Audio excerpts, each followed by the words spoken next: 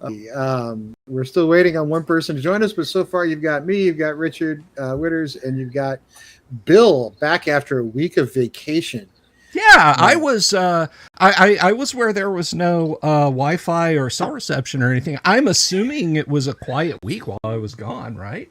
Yeah, Nothing nobody nothing shot went at on. anybody. There Oh, was that's no. probably good. Yeah, it seemed pretty peaceful when I rolled in this morning, so I can only presume. I think everything was fine. Mm-hmm. So welcome everybody to the stream. If you haven't yet, please click like, subscribe, all that kind of fun stuff. It does help out with the algorithm gods. We're still waiting on one person to join us, so we're just going to kind of chat for a minute. But the reason I put this live stream together is I work in business.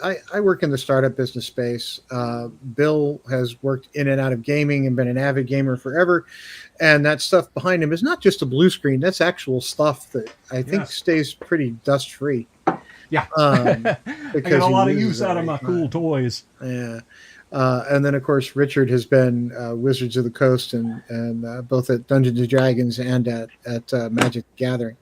But one of the things that happens a lot is I get people that ask, how do I get into gaming? How do I get into professionally building games? And I get hit up constantly with, hey, I've got a plan. I want to go start my own gaming company. Can you invest? Can you find someone to invest? Can you whatever?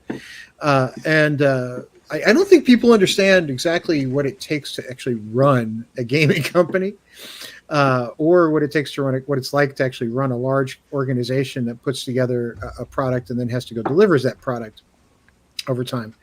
So I wanted to kind of put together a group of people who've done that, right? Who've kind of delivered a product and gotten into people's hands, and kind of go through.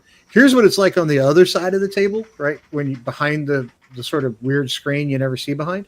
And kind of try to demystify that a little bit, because I think there's a lot of misunderstanding of what it's like to be on the other side of trying to put together one of these things. Because I asked a question on X just yesterday of, if you could retire tomorrow and it doesn't affect your lifestyle and go do anything you want, what would you do? I got a lot of people that said, I'd write games, I'd start my own gaming company, I'd do this, I'd do that. Well, the trouble is, that's not as easy as you think it is, right? That's not a giant panacea for the pain, as they say. It takes a special person to really start and run their own company, especially if you're going to have to deal with employees. So I wanted to put together a group of people who've either done it themselves, because Bill has put together modules by himself. He was working with Gary Gygax for a while. And then, of course, there is Richard, who's been at the biggest of the bigs, so to speak. Mm-hmm. And I kind of wanted to go through that a little bit with people and say, look, here's where we're at. And here's kind of what it takes to do that. And Dave LaForce is going to join us here in a minute. So we will have one more. And Dave, Bill, why don't you tell people about Dave while I take a drink of coffee here, just so people know who he is. So Dave LaForce is one of the artists that a lot of people, unfortunately, you might not recognize his name, but I promise you, if I showed you a classic Advanced Dungeons and Dragons book or module from any time from like 1978, 79, probably until the early 90s, you would immediately go, oh, yes, his art. Dave is probably the second longest continually employed person at TSR when it was TSR, and he still works a little bit with Wizards of the Coast in their Gen Con art exhibit.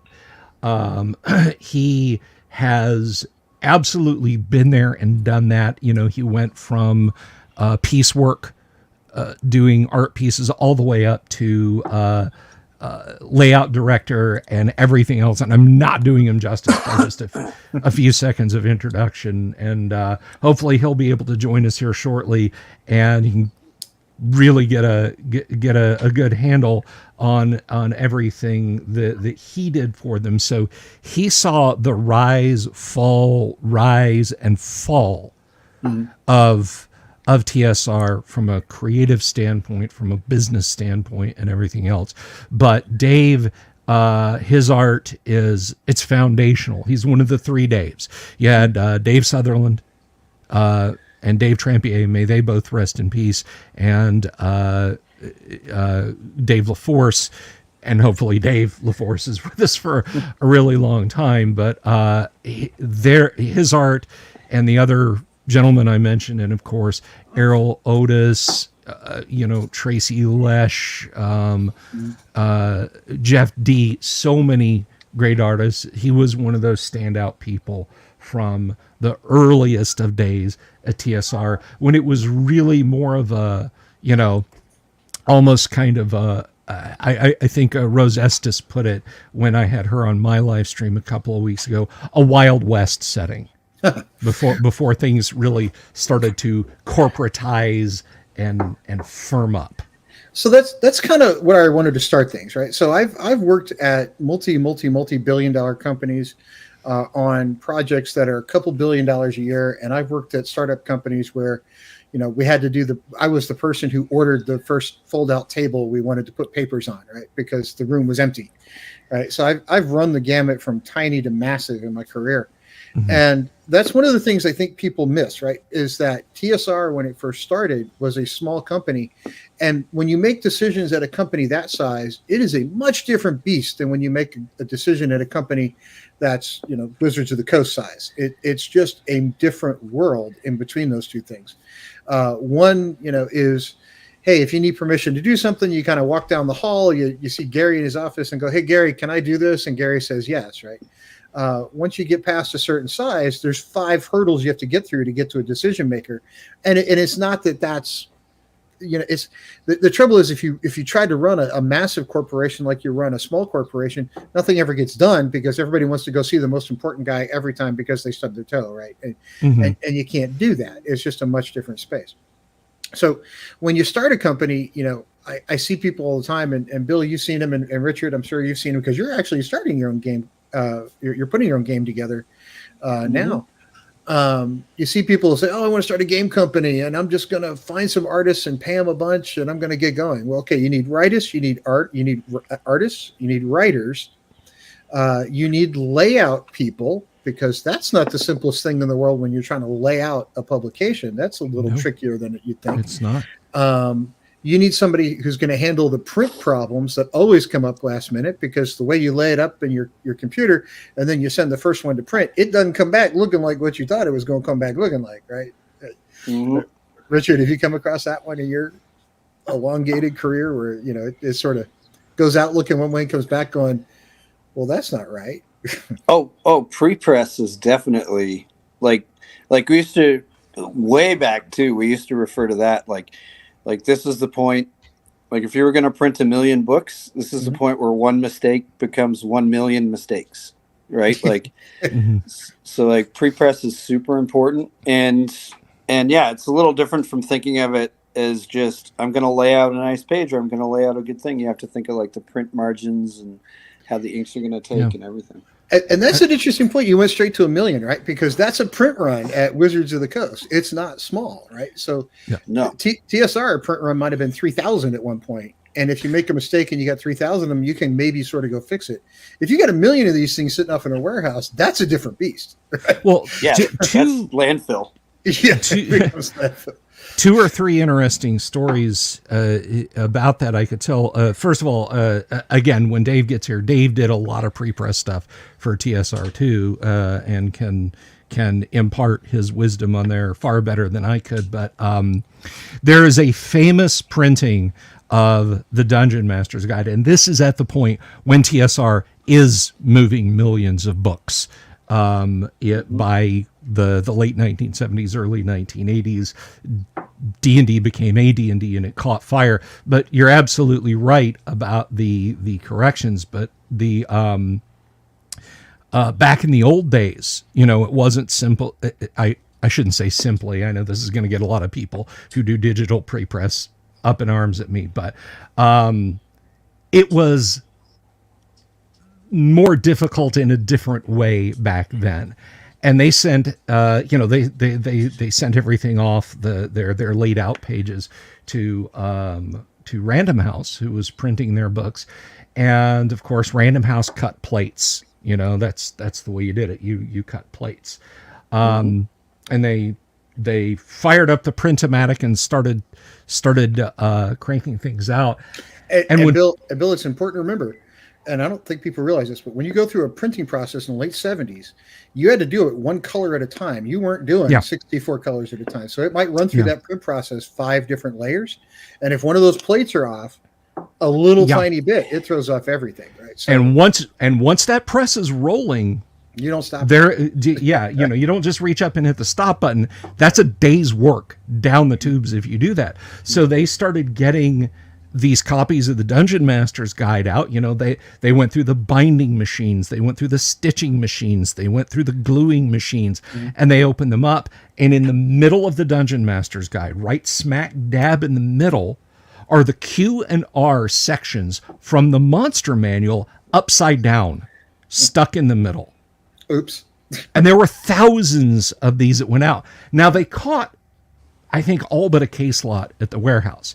One of those Dungeon Master's Guide like that is kind of the upside down Jenny, if you guys know the stamp I'm talking about, of Dungeon Master's Guide. They're exceedingly rare, but that's just an example of one little hiccup, one tiny hiccup back then, and it could throw everything into chaos. And there's another case of Tim, when you were talking about there's only 3,000 when TSR was Gary's basement and attic, and they sent out the first copies of Dungeons and Dragons to be printed by a third-party company, they included a note about being careful about what they corrected. The people who did the typesetting and printing had no idea what this was. It wasn't a game like Monopoly was a game, Pinochle was a game, Checkers was a game. This was, so they didn't correct any typographical errors in D&D, which is why you ended up with percentage in liar instead of percentage in layer under the monster catalog. So that's just a couple examples of how back then things could go off the rails just like that. And I can tell you from experience, right? I'm on my 10th startup company, some of which were actually successful, some of which weren't because they don't all work out. But when you're a small company the size it was then, you're sort of 3 bad business decisions away from finished. Right. So you're really not much more than that. And Richard, and I'd love to get your take on this. Let's say, a company the size of Wizards of the, we'll use a hypothetical one and we'll call it, we won't call it Wizards of the Coast. We'll call it Paladins of the Farmlands.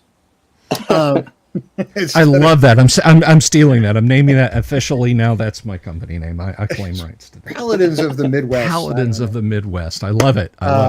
Instead of Wizards of the Coast.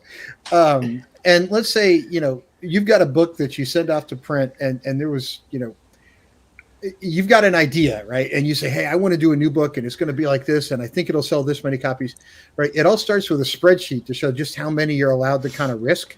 Right, so you've got this risk sheet that shows up, and that doesn't normally happen at smaller companies because everybody's all passion and driven, and you kind of get that. But at larger companies, there's a risk reward ratio that you have to meet. If you're not willing to say, hey, look, we're going to take a risk, and I think I can sell this many, you're not going to hit print, right? You're just not. It's going to stop. And the other side of that is, what level are you allowed to fail by before you don't get a second chance? So let's say you promise to sell 1 million copies, right? Yeah. that's oftentimes wrapped into a bunch of different factors. But I can tell you this. I remember early on, of course we're talking hypothetical, Paladins of the Midwest, not Wizards of the Coast. Paladins of the Midwest. Paladins of the Midwest Iteration 4. Exactly.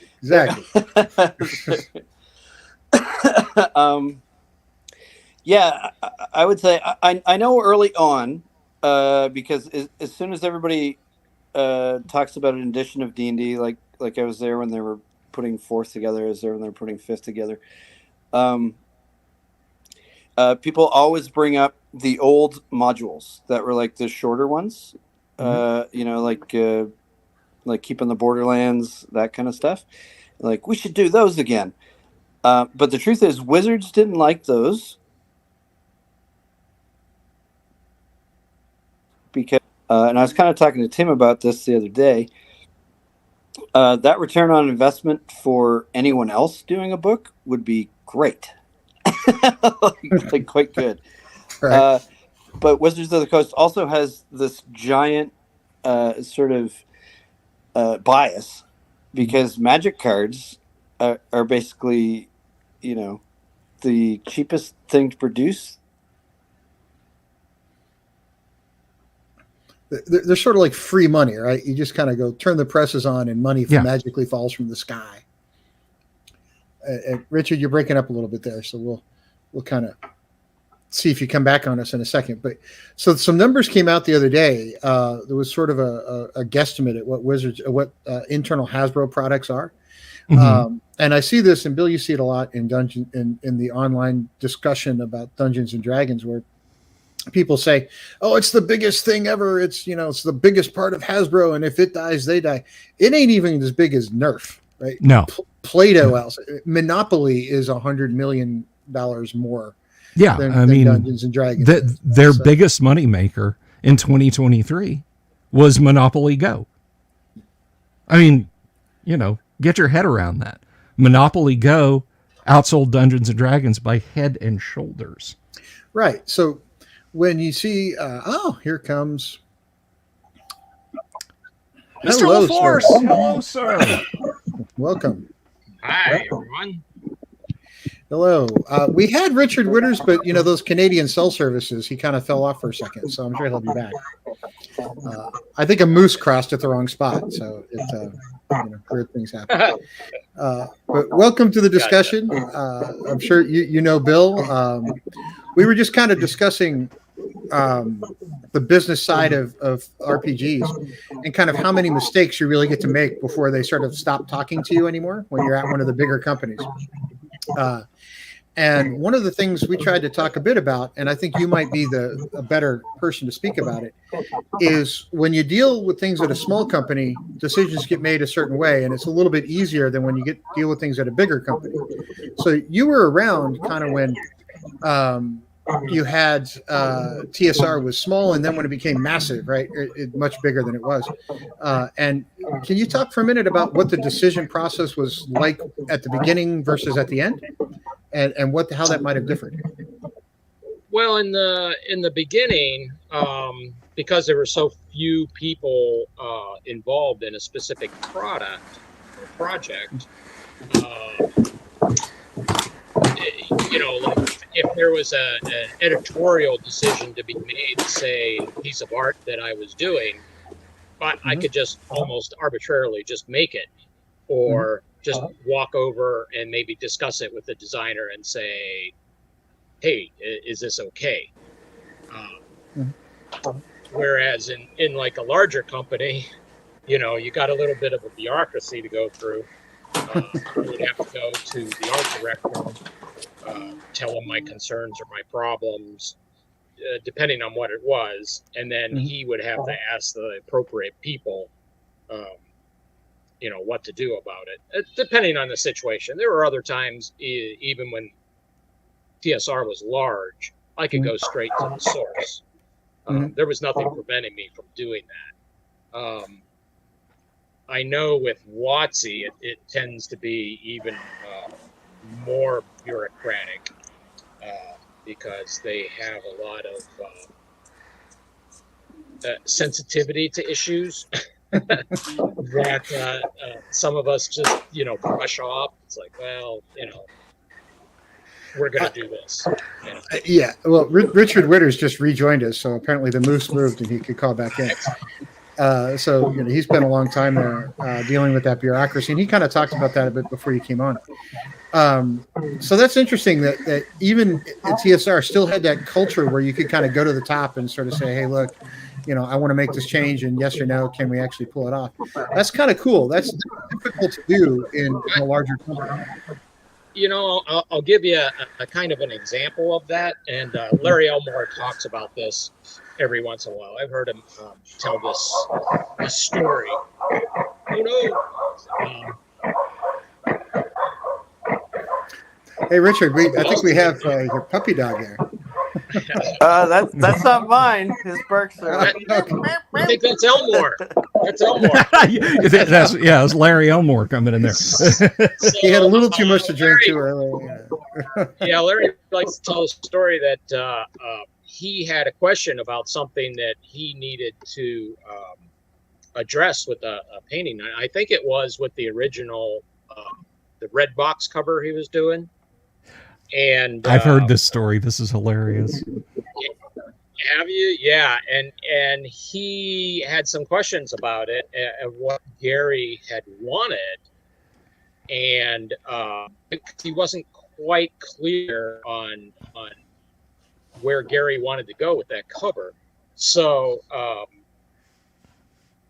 he had tried once or twice to go through the proper channels to get an answer, and he just couldn't get any satisfactory answer, and he said, well, I'll just go talk to Gary myself, and people are like, you can't do that, and he's like, well why not? His office is like right down the hall. I'm gonna go talk to him. So he picked up his sketch pad, and the sketches he had made, and he went down there and he knocked on his door and said, hey, I need to talk to you about this, and so but everybody was like, petrified. That was this cover right here. That painting, right there. People were petrified that he would go, around the boundaries of the channels that you're supposed to follow to just go get a simple answer of what the top guy wants, instead of it being distilled down, through 2 or 3 people. And, you might not get what you really want in the end. So he circumvented it all. And, no punishment for that or whatever. And, Gary just said, yeah, anytime you need to just come in the office, do so. Come right in. I've worked at big companies that said that sort of stuff, but they didn't really mean it, right? So it's always nice to find out one that actually meant it, because as companies grow, that culture tends to get lost, right? And it kind of gets to replace with something else. And especially as they become public entities, that culture kind of goes away completely because accountants kind of take over. In a lot of ways, and everything becomes about the risk spreadsheet, right? So it's, hey, how much risk are we allowed to tolerate in this new thing? And the other thing I found, especially as you grow, and I'd love to get yours and Richard's take on this, is so I come out of my background is in physics, right? So my PhD is in physics. I'm not a business person, but I've been at a lot of startups. And when you work at a small company, you tend to wear about 65 hats. It's like whatever hat you need today is what you have to wear. So I've kind of had to learn business as we go along, just because sort of otherwise you don't survive. But as you grow, small companies are like, hey, let's just stay in business, right? Let's just hope we're here tomorrow.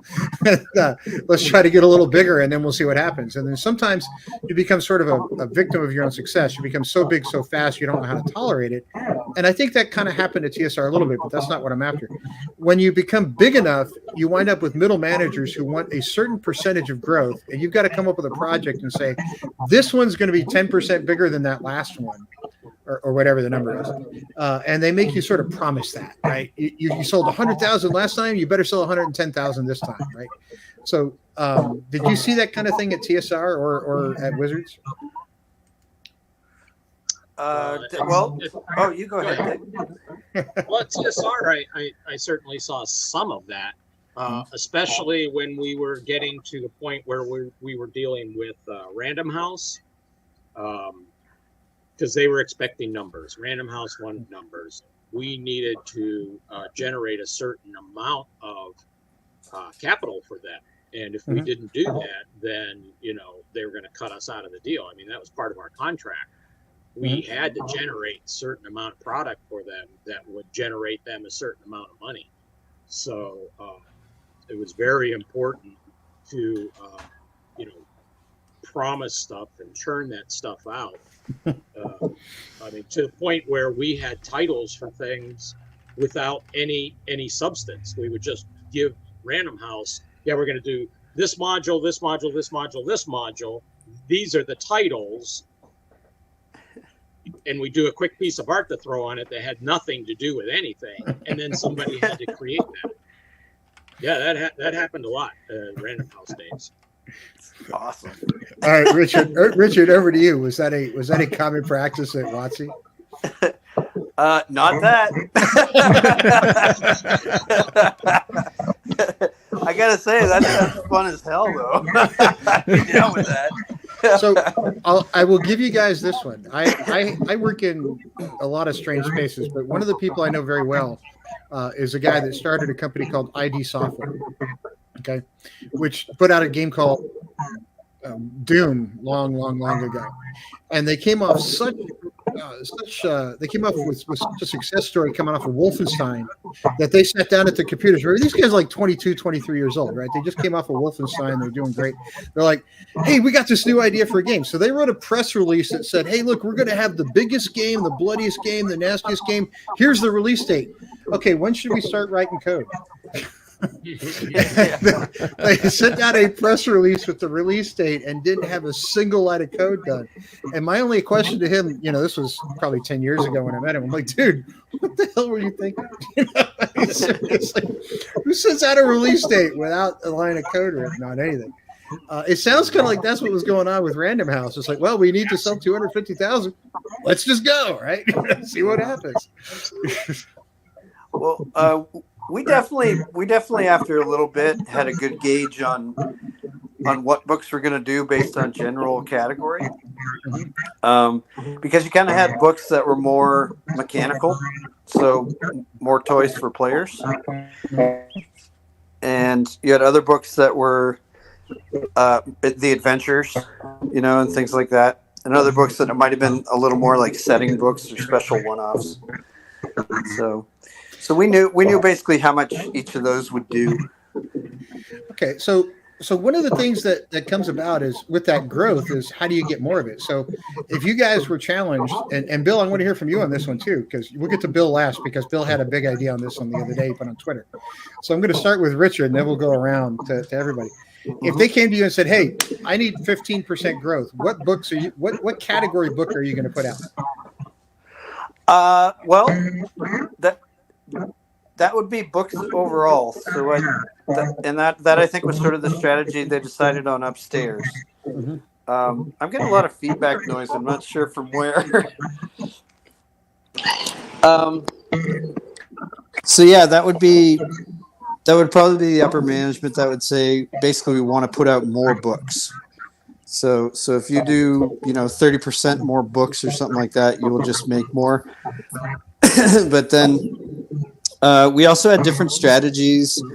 Like we started having the adventures have sort of a yearly event that was around them, because that was very much like Magic the Gathering, where they would have like a new set was always like an event. So we had sort of a yearly event, like a live stream game and all that stuff around like an adventure and things like that. So growing the audience was really various little things like that we tried to do that way. But to me, the biggest thing to grow your audience is to make good product.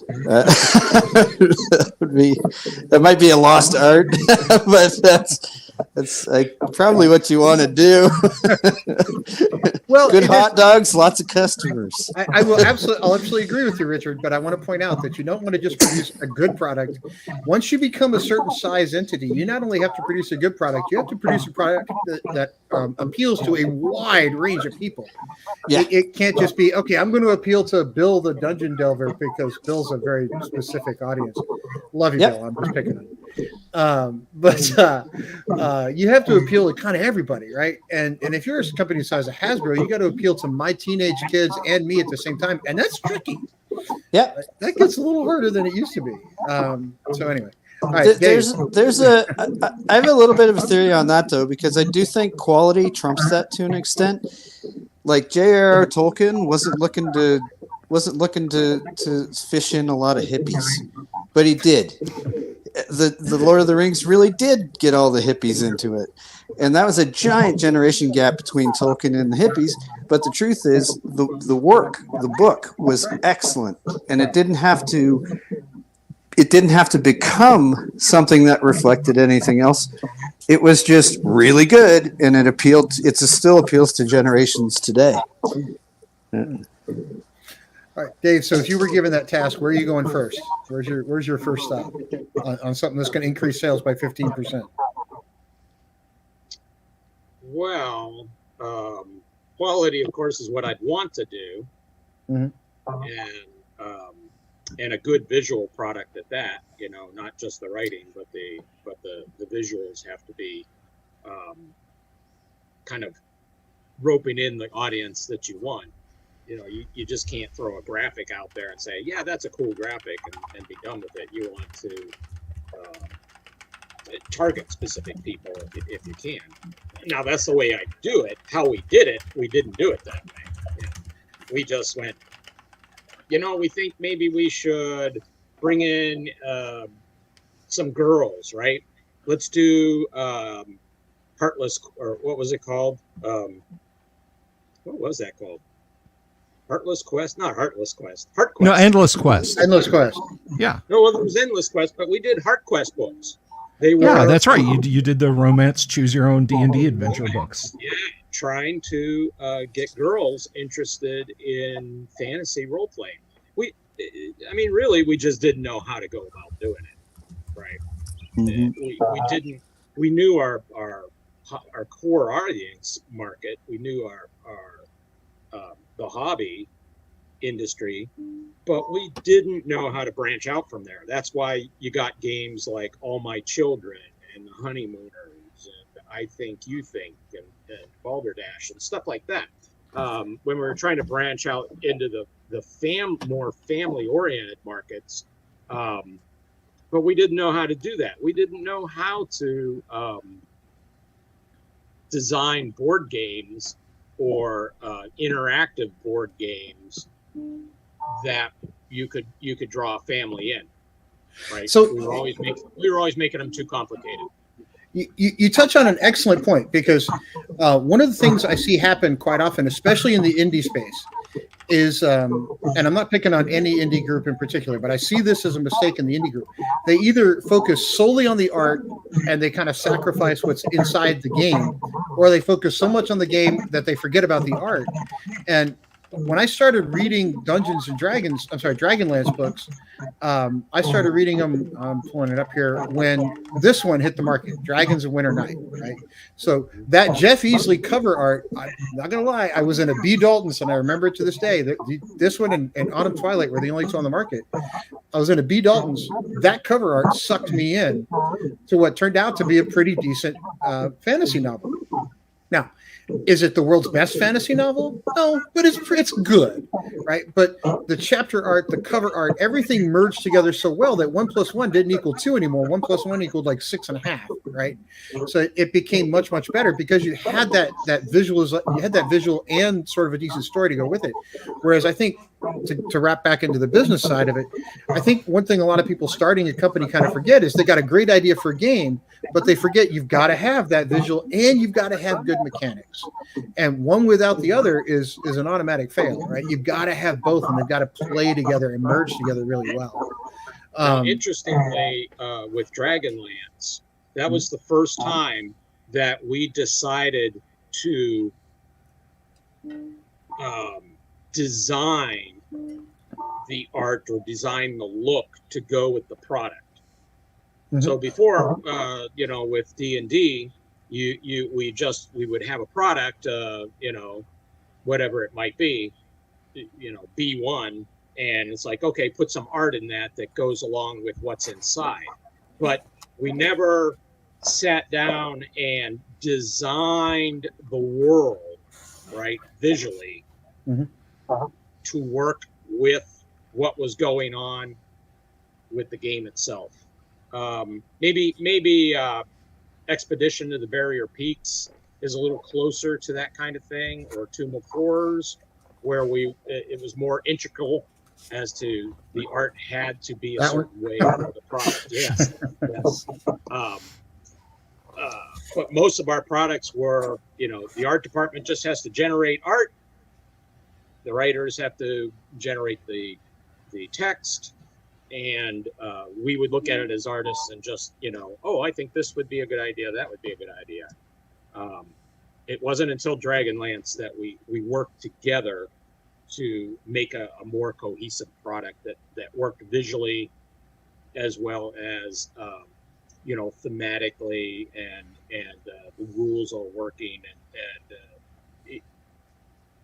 and the visual that you could take the rules and visualize what we had, and it worked. You could see, that's what that clothing would look like. That's what the weaponry would look like. That's what those dragons are going to look like, and it was a lot of continuity going on there. Well, that's cool, and it certainly stood the test of time, right? Because people still talk about it actively today. And here it is, 2024. I started reading it, what was it, mid 80s, 86, 87, someplace. So yeah, that's interesting that they did that, and I think that's one of the things a lot of indie people miss is they don't merge that very well. They just kind of like, well, throw stuff against the wall and see what happens. Hey, I had a good Kickstarter, problem solved, right? And I'm not picking on Kickstarter in particular, but I think some people view it as a long-term business plan, and it's not, right? It's just once in a while, fine. But I think people are like, oh, my business will survive because I'm good at Kickstarter. That's not really a business, right? That's just sort of you kind of have a hobby that sort of pays you to do it. So, Bill, you had something on Twitter the other day about how you would go about sort of doing two things, which I think you actually had a solution that kind of worked. One it would actually expand Dungeons and Dragons inside WotC, which would be interesting. And two, it could almost make peace inside the gaming community between the first through third edition people and the fourth, fifth, and sixth edition people, which I didn't think was possible till I saw this. And then when Bill put it out there, I was like, that might actually work to kind of create peace in the community, which I might be dreaming, but that is something I kind of hope for. So, Bill, why don't you tell people about that? Well, sometimes I feel like Kirk, and he's beamed down onto Vendikar in that great episode of Star Trek, where he's trying to get them to stop pretend nuking each other. But so my two-pronged solution is this. Wizards of the Coast, Hasbro, is sitting on a gold mine. Okay? They have decades of product that they somewhat acknowledge, and that you can get print on demand, original, basic, first ed, second ed, and so on. I would say probably 85% of that stuff is available, if not in PDF, then directly on print on demand. So that stuff is more or less readily available. What they need to do, they have made this great pitcher of tea. They need to sweeten it a little bit. And the fix for that would be to say, we have this Creative Commons open gaming license. I don't know what they're calling it today. Put the old stuff under the umbrella of Creative Commons, of the open gaming license. Make it available and open for development. And, if you will, exploitation by small press guys. Do you know how much I would love to take my classic look-alike modules that I've done and actually be able to say for Dungeons and Dragons instead of for the most popular RPG ever? To say for advanced Dungeons and Dragons, for basic Dungeons and Dragons, for original Dungeons and Dragons. And if Wizards of the Coast would literally just turn the knob a half a degree and say, yes, you can do that. Here are the licensing terms. That would be the end of the so-called OSR. Because I would love to see my books out there with D&D on the cover. I know a lot of people that would love to publish original, basic, first edition, second edition, third edition, and say, this is for this edition of Dungeons and Dragons. All the stuff is out there. The infrastructure is there. The fandom is there. If they just open that valve up just a little bit more, and let people say, I can support my favorite game and maybe make some pizza money doing it and not have to worry about Hasbro parking the legal Death Star over my house. I think that would be phenomenal. I think that would be the thing that would bridge the gap. And also, there's a caveat that I would actually be willing to give ground on, but at the same time, I'd like to see them stop treating every edition prior to fourth edition as some kind of hideous taboo that was written by Neanderthals who would just straight up go completely caveman if you look at them funny. You know what I'm talking about. Don't want to go down that road, but if they would stop acting like that and stop it with the content warnings. But again, I'd be willing to give ground if they would just open up the older editions for development, because I think, again, it would net them so much more money. Now, as far as doing stuff in the now to increase that by 15%, this idea alone wouldn't increase profits by 15%. But coupled with opening up old D&D to licensed development, it would absolutely, I think, come up to 15%. And Dave, you can jump in at any time and tell me why you don't think that's going to work, or Richard. Go back to short form modules. Go back to an 8, 10, 12, 15 page adventure module that's not a hardback book that you've got to make a $50 or $60 investment on. Mm-hmm. Give me something for $12 with a wraparound cover. That would go a long way with public relations too, as far as because WotC right now is being seen as this giant lumbering ogre thing that's just wanting to club everybody at every chance it gets. But if they do what you're suggesting, public relations with them would turn right around, and they would just be viewed as a great entity, rather than, like you say, the big giant Death Star parked above everybody. And you could limit it to a number of pages or whatever, so that people aren't writing huge game systems or something, these box sets or whatever, and leave that to WotC. But you limit it to a 15 or 20 page module. Maybe that's the way to go. Yeah, I think what intrigued me about Bill's idea was that I think it treats the game as it should be treated, because it's actually more of a hobby, and it is not a game. It is not a game that you buy and you just play. It's a game where you make your own stuff, you build your own things. So the idea that can model train people make their own model train setups, and it's like, no, we're not going to let you do that. To me, it just fits in with what the game actually is. It's a different game than most games. And it always has been. And I think that's a part of what I thought Bill was that's kind of what spawned this idea, the idea to just kind of sit down and have this conversation, because most of the time all I see are people who want to talk about RPGs and like, oh, there's a new crisis today, look at what Wizards of the Coast did. And I really don't care, right? But if we're actually going to take this industry such as it is and expand it out and get sort of the old school players and the new school players in the same place, I think something like Bill's idea kind of has to be what happens, because you've got that OGL out there, you've got people producing stuff like Bill's that are clearly for Dungeons and Dragons. You just can't put it on there. But you're going to move some units. But let me be a business person for a second, which is kind of where I pay my bills and feed my kids. If I can produce Bill stuff and sell it, I might call it 1,000 copies. But the moment you slap AD&D on it, you go from 1,000 copies to 20,000 copies pretty fast, just because of that name. Right. So is that worth it to Bill to send $1 or $2 a copy over to Hasbro? I'm going to bet most people are going to take that deal, right? Where they have to send $1 or $2 over to Hasbro per copy just for the naming rights. I'd do it today. I'd do it this afternoon. I'd tell Colleen she'll have to Uber home. I would start writing AD&D modules if somebody from Wizards of the Coast called me up and said, yeah, but you got to pay us 6.5%. Okay.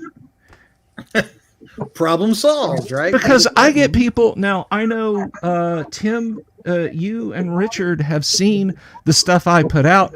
I don't want to break my arm patting myself on the back. And Dave, I'll be more than happy to send you some of the stuff too if you want to see it. I get people ask me first of all, they tell me this looks as good as anything that I could buy at a hobby shop when I was a kid. And why aren't you selling this? Well, look right on the cover. It says Advanced Dungeons and Dragons. I have to give it away because they'll drop a nuke on me if I don't. And I know there's a lot of small press guys that would love the opportunity and would not begrudge the pittance to Wizards of the Coast. Do they piss me off? Unquestionably. But I mean, Tim, you talk about how you feed your kids. Man, I know where the rubber meets the road. The name recognition goes a long way, right? It does. And to get, and I've seen this one too. I've seen a bunch of people go, oh, they should just sell the rights to whoever. First off, Wizards of the Coast and Hasbro are not letting go of Dungeons and Dragons. I don't care if you walked in there with $1 billion in cash. They're not going to do it, right? It's going to stick around for a long time. Well, they might for $1 billion in cash, but raising $1 billion in cash is the tough part. I think the closest they got was a few months ago with a leaked 10-cent deal. Yeah. Yeah, maybe. But I think you'd almost have to become a large investor in Hasbro to pull that off. And I pulled it the other day. 93% of the stock float is owned by institutions, right? So you're not going to become a major investor unless you're actually a hedge fund, and hedge funds don't care, right? Yeah. So you're not going to get it turned loose from them just because it'd be too much cash. And nobody with that much cash is going to put it on Dungeons and Dragons. It's not going to happen. Well, but sorry. No, go ahead, Richard. I was going to say that's a bit of what we were talking about the other day as well, where I was saying licensing is different from buying. So yes, if you're going to buy the D&D IP, that means you're buying the rights to the tabletop game, movie, TV, apparel, everything else, right? Yeah. Licensing is a whole different beast. For example, Larian's Baldur's Gate 3, they had a license agreement to do a certain type of digital game. So when people think of buying D&D, I think what they really are trying to say is, I would love to buy the tabletop rights for D&D, and the ability to maybe negotiate that. You wouldn't buy them. You would actually just be licensed, a licensed creator. Sure, and that's another part where the fun. That's where the fun really begins, right? Because in the business space, a license is great as long as it's mutually beneficial. But if it's completely one-sided and lopsided, it becomes problematic. And this is let me give you a little story about Disney for a minute, because they're in the news today for a whole different thing. They're one of their unions decided to go on strike, and it could shut down Disneyland as a result. But Disney, a while back, had a breach of their credit card system, and a bunch of credit card information got out for some reason. But even the IRS has had security breaches, right? So it just happens everywhere. And Disney was like, yeah, no big deal.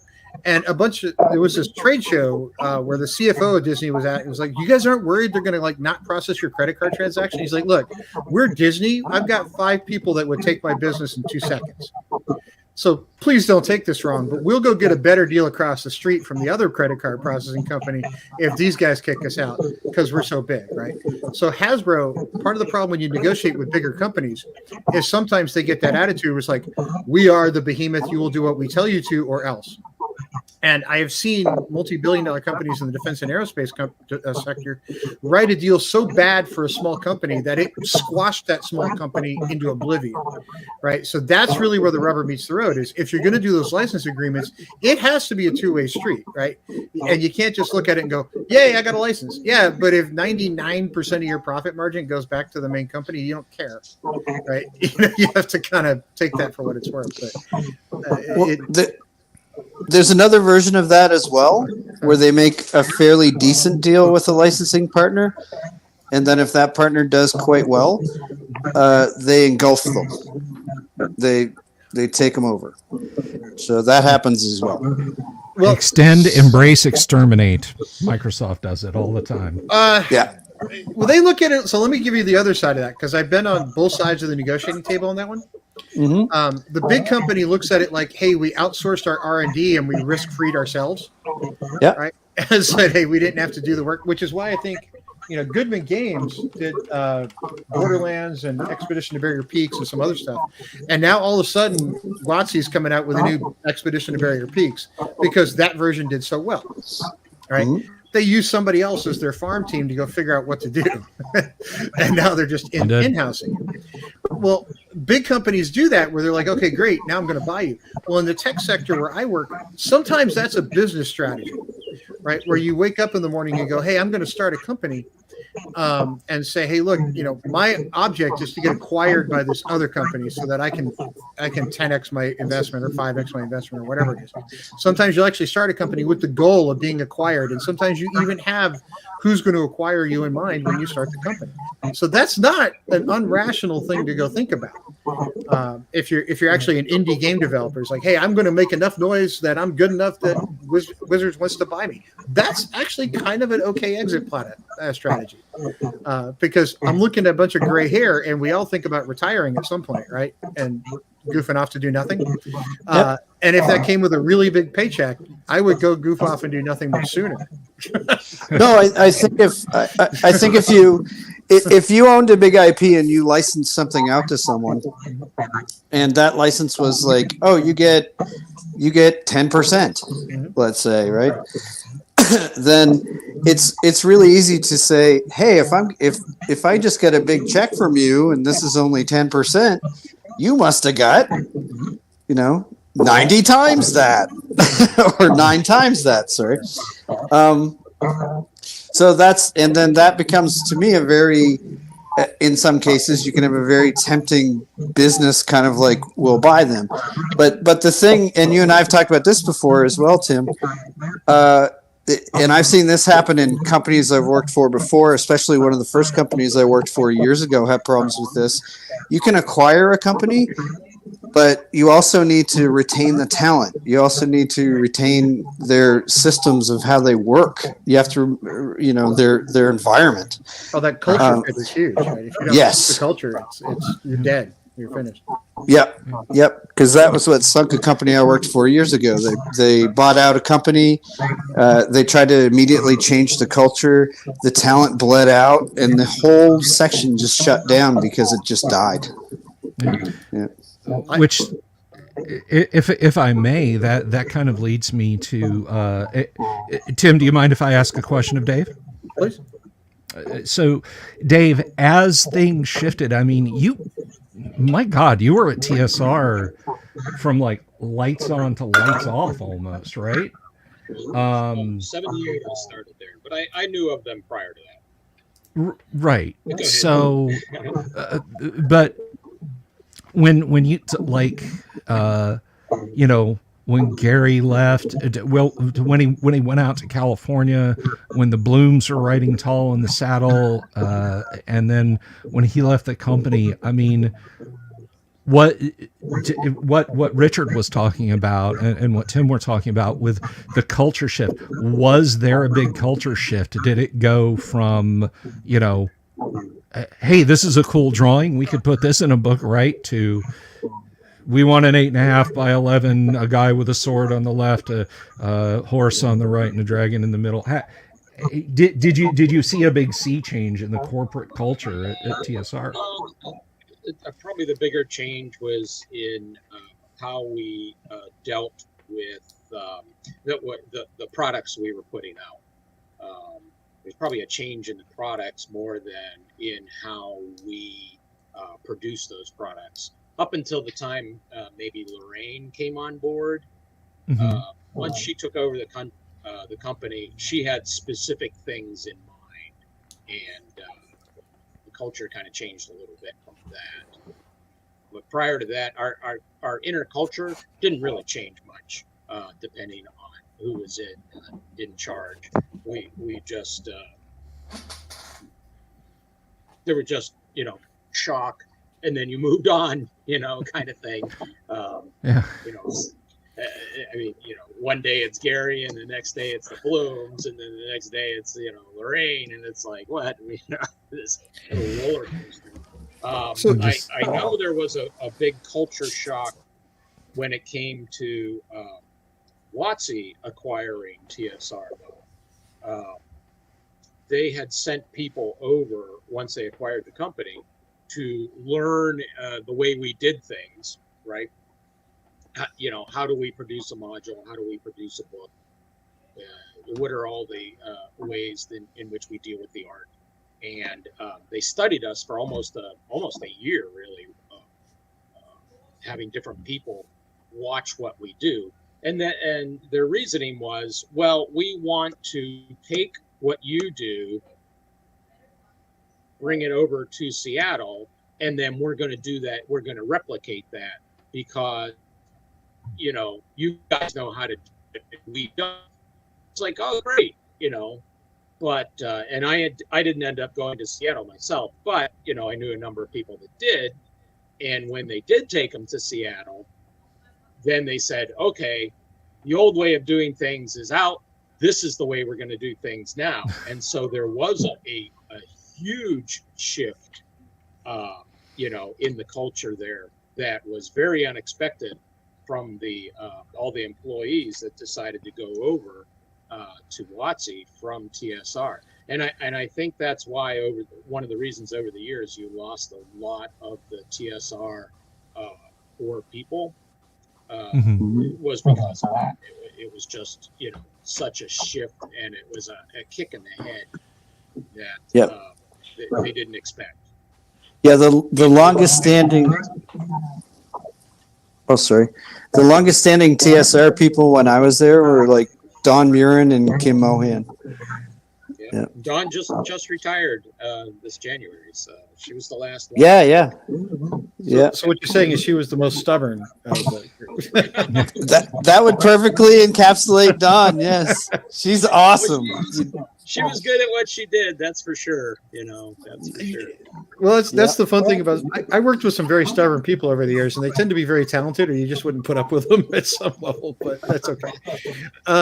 So, Dave, when TSR was in that growth spot, when it went from sort of, 5, 6, 12, 20 employees, we kind of like exploded and became big.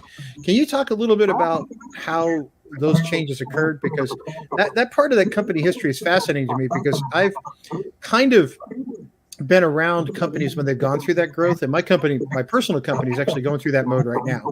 So I can tell you what it's like from the tech side, but I'd love to hear about it from the gaming side, and especially what it meant for, how many people you had to have kind of looking at each thing, and how much. Anyway, just what the shifting culture was as you kind of got big, whether that was a surprise to people or whether that was expected. Well, I can remember when the Dungeon Master's Guide had been published. It was behind in its printing for 2 years because Gary was just, tinkering and tinkering and tinkering with it. But when we finally published it, and it just sold like gangbusters. We were selling out the print runs immediately. I mean, the one I spent my newspaper delivery money on. That's the one. We had a hard time keeping those in stock at first. I think it surprised the company. So when that happened, we all of a sudden realized that we're probably more popular than we thought, and. So once that came out, people started clamoring for product, more modules, more support stuff, and so our staff had to grow because of that. Also our where we were located. I mean, our building just became too small, and we had a building downtown. Used to be an old hotel, 3-story hotel. And that was our headquarters when I started. And then we grew large, like within a few years. Had to buy another building uptown, moved everything there. That was too small, bought the building next door, added on a huge warehouse to it, and the personnel to go with it. So I think at one point we had over 400 employees. And then we started having offices out on the West Coast when Gary was going out there and worked on the cartoon that we were doing. So, the culture there, we started feeling really good about what we were doing. But at the same time, we were fighting management now and again because we wanted to. I think there were a lot of people that wanted to keep the hobby a hobby, and kind of keep it more pure. And you have, management that wants to expand it into people that aren't into a role-playing hobby, and you got to get them excited about it, and you have to change things, and so there was a little bit of buddy now and again because of that. I think that as we grew, as I think about it, I think that there were some tensions that we didn't have in the earlier days, because stuff was so, we were so laid back and free form, in the earlier days, and then we got more and more structured as time went on. So of course the culture is going to change, and then we're bringing in people that have nothing to do with the hobby.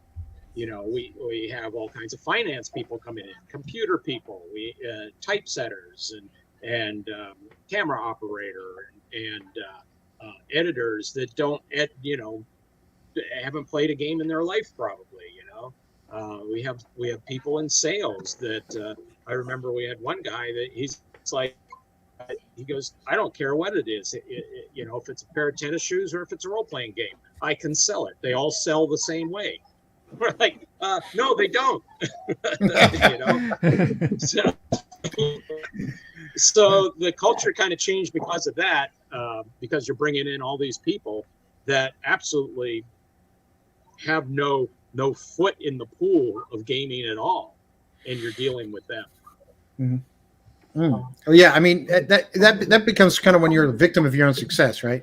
You've had some success, and now you got to put structure around it, and you got to have people who know how to negotiate a better deal with printers or distributors, or hey, what happens on returns, right? Do I have to pay you back immediately? Can I wait? How's that all work? And you may find people who are the best person to dealing with that, but they may not be a gamer at all. Right? They may not even care. It's just a business job to them. So I'd love to give this one to Richard and Dave, and Bill. I know you have to go in a minute, but both you guys who've been in the industry for years, I kind of want to ask one last question before we spend all day here, because I could spend all day here, but sooner or later we all have other things to go do. If you could say, hey, look, I want to make this change, I want to do this thing, and that's going to make the gaming industry go better. That's going to make RPGs grow, and it's going to make the entire community stop arguing with each other, because I see the exact same thing that you do, that we were just saying about. I see it even today, right? You see the online discourse of people going, no, we need to keep it a hobby. We need to not make it a business, right? And people are trying to gatekeep, for instance. We actually did a whole live stream on gatekeeping. But WotC's obviously not going to do that, right? They're trying to appeal to the widest audience possible. If you could do one thing and say, I'm going to make this change, and it's going to kind of expand it and keep everybody happy at the same time, do you have any idea what that change might be?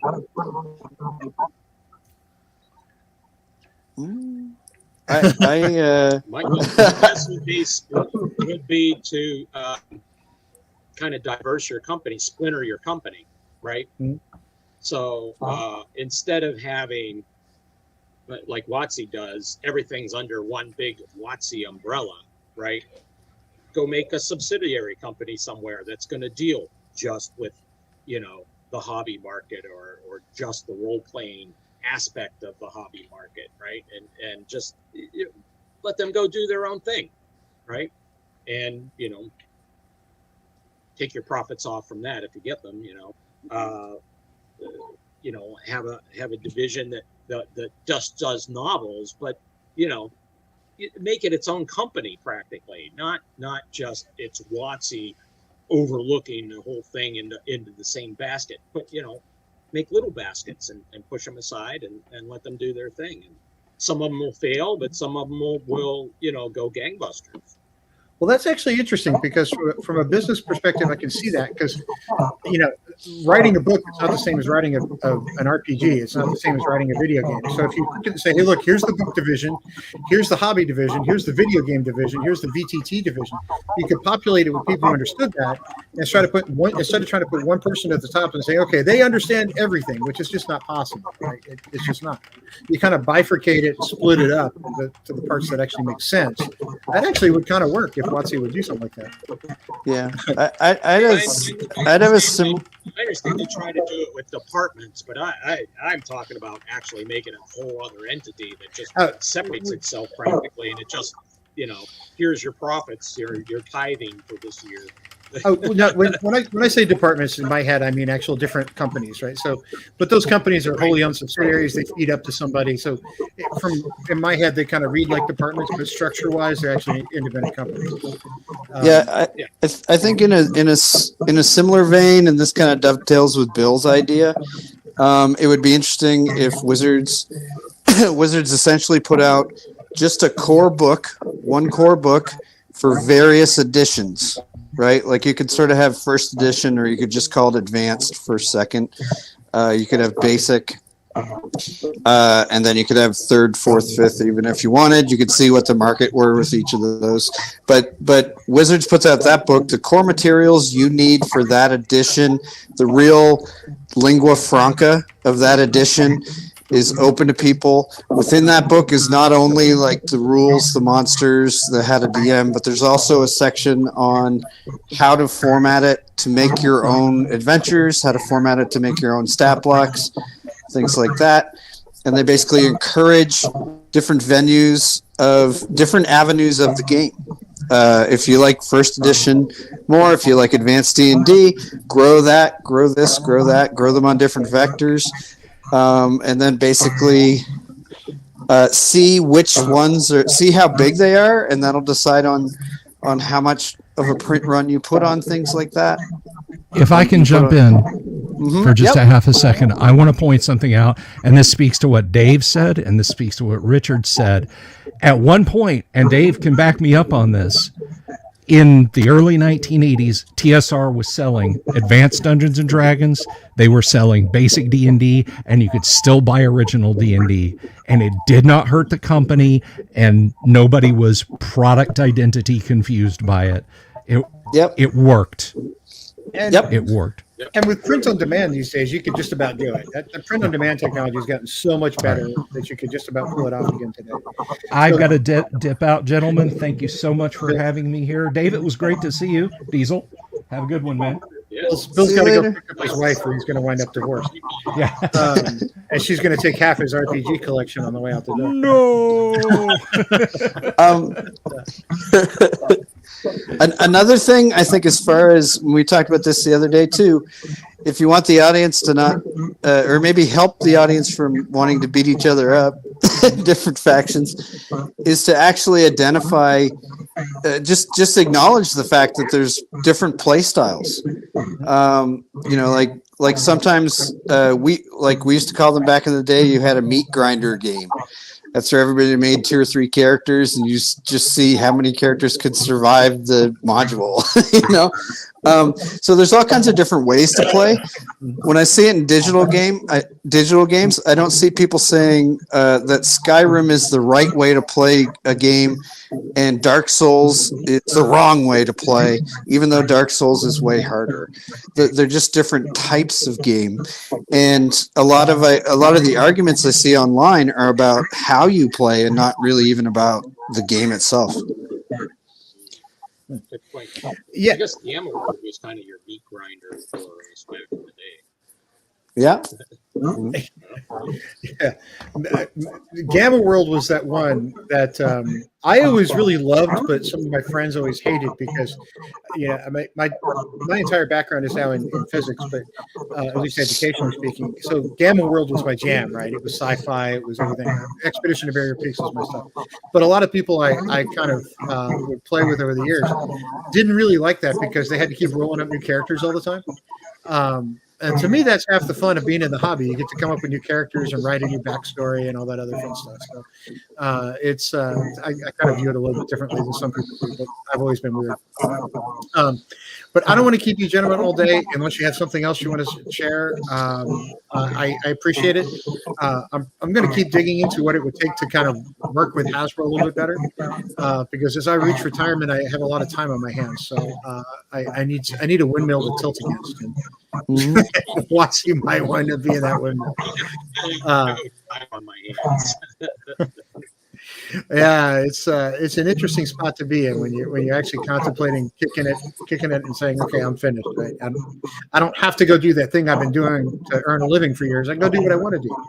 And the question is now, what do I want to go do? And since they won't let me, since now I'm at an age where I can't just go to steakhouses and drink wine all day, I have to go find something that's actually better for me than that. So anyway, but thank you, gentlemen. I may lean on you again, and we might do this one more of these as we go further down the road. But thank you both for being on.